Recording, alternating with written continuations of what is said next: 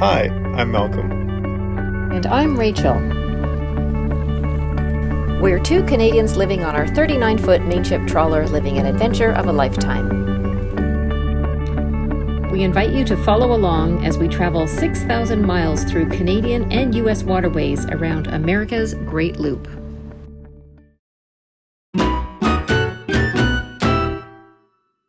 Today we're going to talk about our solar system.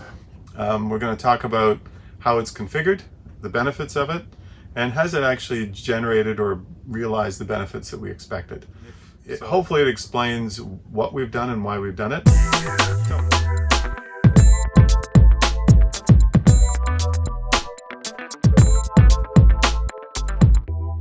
So the one thing that you need to recognize around boating is that power is a premium because you don't have the same type of power that you have in a house. So if you have 110 in the house, which is what you normally plug into, when you are not on the shore, in other words, plugged into the shore, you don't have 110 power unless you have an inverter. You have 12 volt or 24 volt, depending on the boat that you have. And that's what runs your lights. That's what runs, some of your pumps, but you don't have the 110 that you'd normally see in a house. If you have an inverter in your boat, then you will have 110, and it will depend on the size of the inverter as to what you can run. So it's a very different environment in a boat, and when you're running on 12 volt, you're actually quite limited in what you can do. You can't plug into an outlet. You can't use the outlets. You can't use the regular light switches that you'd normally use on a boat when you're plugged into shore. You have to think about, okay, what can and can't I do because I'm running just 12 or 24 volts. So the Bluetti then allows us, because it has an inverter within it, to run and be able to plug into the regular plugs on the boat that are 110 to turn the regular lights on. It also allows us to use things like induction cooktops, so you don't have the heat that you get when we have to use the propane. Because when we're running 12 volt only, there is no way to cook unless you're going to actually be cooking with propane. And propane in an enclosed space does add a significant amount of heat to the environment as well. So it's the electricity when you're plugged into shore, it's kind of like when you're in a house. You can plug into all the outlets. When you go onto the anchor, you're really limited unless you have an inverter or something like a Bluetti. You're limited to 12 volt or 24 volt, which really means you're not using the same plugs, the same outlets, same lights. So that's a significant difference that the Bluetti's provided us. Let's start with why we did solar. We did solar initially because, actually we did solar initially not even on this boat. 13 years ago we had another boat and we wanted to try it. We wanted to see whether or not it would allow us to extend our cruising out and not have to come back to marinas, not have to recharge or go back to our home base. And even on that little boat, it was about a 26-foot boat. We had 2 hard panels. It was very successful. It allowed us to actually run microwaves, and we had an inverter on board. So that was just a test as to how solar works at this latitude. The things we like to do and the things that solar enables us to do is really go out in remote locations, stay for a long time. We don't need to plug in. We don't need to go back to a marina. And it gives us a lot of flexibility when it comes to power use as well. The other thing it does is it really reduces costs for marina travel, like going to marinas, staying in marinas. Even if you stay in a marina, you don't have to buy the power from the marina. And although your cost benefit is probably very long as it relates to the investment you have to put in solar versus your return, I think, if you own your boat for a period of time and you like to avoid marinas and you like to really reduce the amount of diesel you use when you're on the hook, because many people will run diesel in the morning for their generator and they'll use their generator in the evening. And some are gas generators, some are diesel generators, but either way, that's a cost. And although it's small, when you run it, if it's accumulated over weeks, it can become fairly significant. So you don't do solar necessarily to make your money back, but you do solar, in my mind anyway, to make yourselves far more sustainable or self-sustaining, and you don't have to rely on those external factors to generate your power, which in the end of the day, it gives you a lot more flexibility. So there are a couple other real benefits that we've seen in some national parks, certainly in Canada. Can't speak to the US yet. You can't run your generator. They are generator-free zones, and that's really to preserve the natural heritage or beauty of the place. And the last thing you want to do is pull into a dock and hear generators running all evening. And the other thing is the noise. Generators are noisy. They try and make them quiet, but regardless, that's noise. And in fact, we're at an Anchorage, I can hear generators running right now. So we like the serenity and the quiet, and running a generator for 2 to 3 hours every day just doesn't really jive with what we're trying to do. The other thing is maintenance. So with a generator, there is maintenance. Actually, whether you run it or not, there is some maintenance. So there's oil, there's impellers, there's coolant, there's things you need to do to maintain that. So it's, and I'm not anti-generator. There are times you need to use one, but that is additional cost that if you don't use it as much, in theory, you should be able to avoid some of those costs.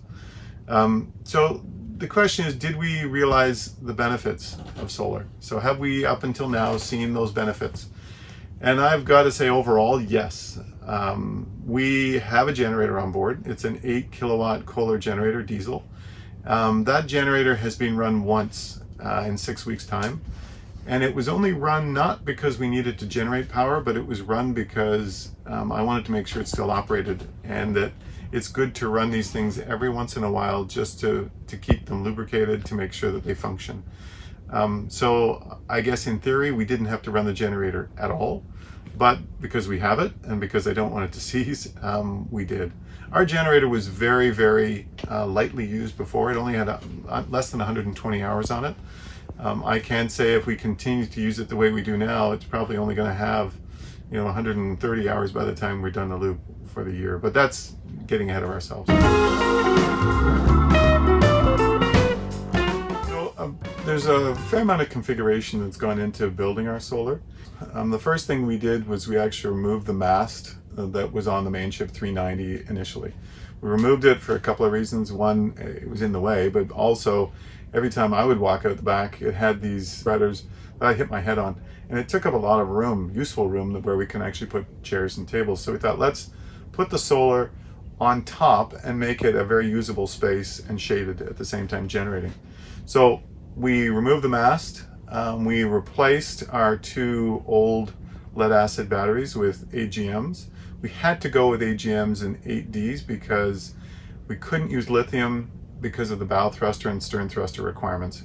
And the lithium just won't handle that draw and would shut down. So we had to maintain the AGMs. And then we added a Bluetti 2000 watt power pack. And I'll talk a little bit about that later, but that was a significant addition to really our battery charging capabilities. With the assistance of my brother's company, I'll give him a little plug, North Rose, he and I designed out what our arch or what our back hardtop should look like. And that included a lot of design drawings on CAD and then fabrication and cutting, including 3D printing of some parts, so that we could get it to a position where it was stable, it was light, and fairly rigid, so that we wanted to ensure that there was very little flex. And we were able to design it in such a way that the panels would fit directly onto it and could bolt directly to it, which was important because we didn't want to do very much maintenance going forward. The panels themselves are 4 hard 320 watt panels. They're configured in series, but there's 2 arrays, so 2 panels make up each array, so there's 2 arrays. There are 2 Victron controllers. They're 150 controllers, and they are, again, they're split, so each set of panels has 1 controller, and there's some redundancy there, so if one of the controllers fails, the other one will still operate. It's also, I think, a little more cost effective rather than buying 1 big controller. It allows us to reduce some of the cost that's there. I'm not going to go into all the fusing and everything else. That's all there, all the wiring. There's lots of wiring, there's lots of runs, but let's just say that's all done. The other piece was the Bluetti itself. And really the Bluetti, I think, is a bit of a game changer for us. the 2000 watt model that we picked up, and I am not sponsored by Bluetti in any way, was such a significant change that we could actually plumb in 2 of the panels, so one of the arrays, directly into the Bluetti. And that allows us to recharge our lithium pack. And that lithium can then run all of the loads that we have in our boat, with the exception, and there was one question about this, does it run AC? Everything else it will run. It will run our microwave, our toaster ovens, our vacuums, our shop vacs, all our power tools, maybe not all at once, but it will run them. And the other thing that we have done is, what we're able to do is actually have the Bluetti feed into the main panels within the boat. So as far as use, you can use whatever outlet you want within the boat, and you don't know it, but you're running off the Bluetti. So that Bluetti has really been a game changer for us. It's 2000 watts. That's at 12 volts, which equates roughly to 166 amp hours, which is almost equivalent to the 2 huge 8D batteries that we have down there. And for those interested, the Bluetti weighs about 50 pounds. Each of those batteries down there weigh about 167 pounds. So it's a significant change all around, from power generation to recharge to weight and use. The lithium power pack in the Bluetti recharges much faster than does the AGM. And again, it's just a real change for us, and providing us with significantly more freedom as to how we run our electronics on the boat.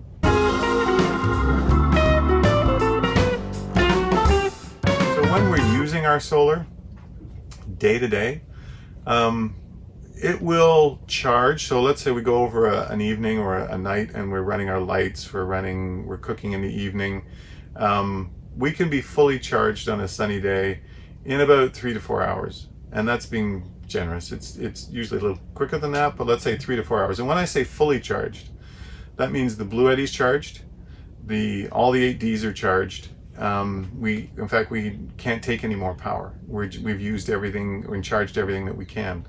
So that's pretty significant for us. I mean, in the summer, obviously you have longer days, but normally, by about 10:30, everything is up to charge, and we're now wondering what we can use the power for, because we've got too much to spare. It's not a bad problem to have. We have over provisioned on the solar. That was intentional. We've under provisioned on the batteries. But that was because the batteries typically, certainly lithiums, are fairly expensive, and if we need to augment, we can augment slowly. But at this point, I think we're actually doing pretty well with our batteries. The total generation capacity we have is around 1.3 kilowatts. You never get all that because weather conditions, temperature, angle, but we have on occasion generated, even the other day, we're generating about 700 watts an hour just on 2 panels, and that's pretty significant. And we know this because when we look at the Bluetti, you can actually see the real-time input coming from the solar, as well when you go onto your wireless versions of your Victrons, which are the charge controllers. You can see exactly how much power is going in. So it's really quite significant what you can do. What we also do is, during the day, we will charge everything we possibly can. And we'll do all of if there's baking that needs to get done, if there's major use of power tools, you can use as much as you want during the day, because really, as long as the sun is out, you're never going to run out. The other thing to keep in mind, every day isn't sunny. So there are days when you don't get sun. Today's a great example. We have a bit of rain this morning, we have a bit of overcast, but the sun isn't out. We are still charging, and I would expect that instead of it being done by 10, it'll probably be by 2, we'll have everything fully charged.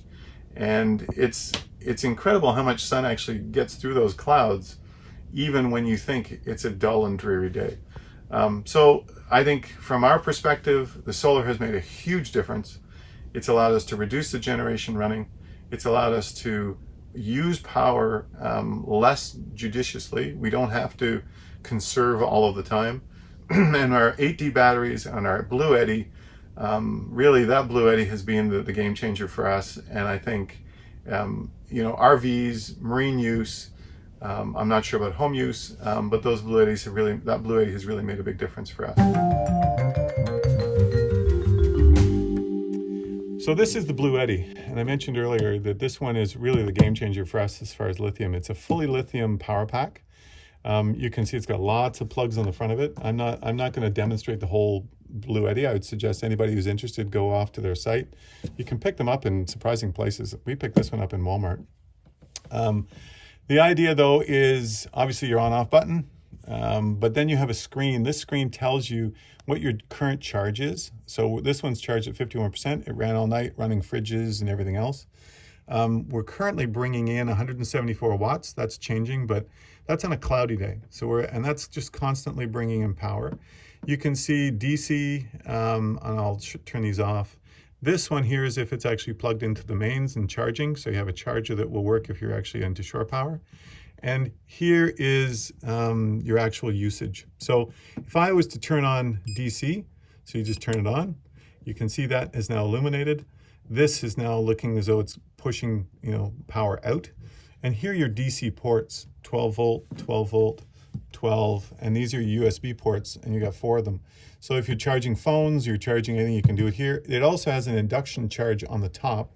So if your phone is induction capable, you can just stick your phone on the top, and there's 2 pads, it'll charge there. So then you have on the far left-hand side, you have other things like settings, data, and faults. So you can do a whole bunch of things, and it's a very reactive touchscreen. So if I turn off the DC, you see that is now gone. I can turn on the AC unit, and now AC is working, and you can see this is illuminated as well. So it's really all in one. The other thing is, because you can see the watts coming in the back, which I'm not going to show you, there's where the MC4 connectors actually connect to it directly from the solar panels, because there's a charge controller within this box. So there's a charge controller for solar, there's an inverter that inverts your 12 volts to 110, and then there's the lithium batteries themselves along with the control screen here to show you what's going on. So all in all, it's a really comprehensive piece, 50 pounds. The only thing I'd ask Bluetti to add to this, if they're listening, is a Bluetooth compatibility. So the Victron controllers, you can see them, the state of charge on your Bluetooth, on your screen, on your phone.